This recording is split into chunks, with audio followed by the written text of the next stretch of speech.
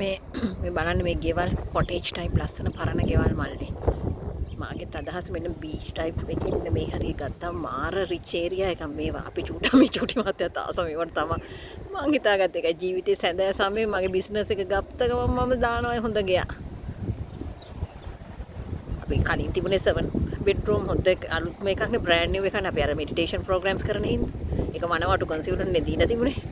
මේ පේනවා නේද ලස්සන චිල්ඩ්‍රන් පාක් එක බලන්න අලුතෙන් මේක හැදුවේ. මම මේක අරන් යන්න. පුංචි උන් පේනවා නේද අම්මලා ලස්සනට ළමයි එක ජීවත් වෙන ලස්සන. කොච්චර ලස්සනද මෙන්න මේ විදිහට කරන්න බැරි ඇයි? ඔය concept එකනේ අපි ලංකාවට ගේන්නේ මගේ retirement village එක ගහපුවම ඔය ටික ඔක්කොම කරන්නම්කෝ. බාසුන් හැත් රෙඩි වෙලා ඉන්න ඉන්දික බාසුන් හැ. සුපිරි බඩුකාරයෝ හොඳ නුවර අරගලේ හිටපු කොල්ලෝ සෙට් එකක් ඉන්නවා හොඳ සුපිරි වැඩකාරයෝ ටික. දන්නවනේ අය මගෙත් එක බේරෙන්නත් බෑ කියලා. වරායේ 10000 පිරිමි ආම්බම් කරපු ගෑණිනේ මම. මගේ කණෙන් රෙන් ගන්න බෑ. ඒ අත්දැකීම් නම් කියලා වැඩක් නෑ මල්ලි. ඒකනේ අම්මා කියන්නේ. අම්මා ඔය හැම එකක් පිටිපස්සෙම හිටියනේ මේව වෙලා. අප්පච්චිත් පස්සේ ඉතින් දැනගත්තා. කොච්චර බැරියර් දැම්මත් බැරියර් ටික කඩාගෙන දුවනවා අයියේ. දන්නවනේ නේ මල්ලි.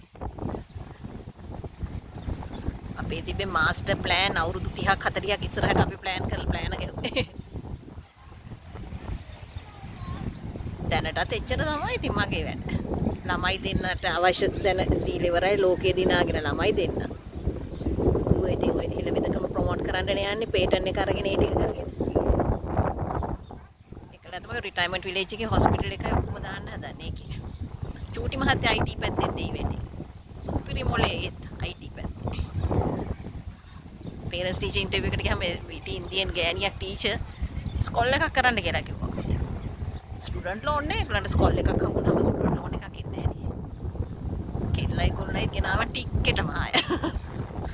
අපි කතා කරන්නේ වැඩ කරලා අපි කෙරුවාවල් කරලා අපි කයිවාරු ගහන්නේ. මම නම් දැන් බය නැහැ මොකෙකුටවත්. වැඩ කරලා වැඩ කාර්යෝ හැටියට තමයි වැඩ පෙන්නන්නේ අපි. හොඳයි මල්ලි තිරුවන් සරණයි.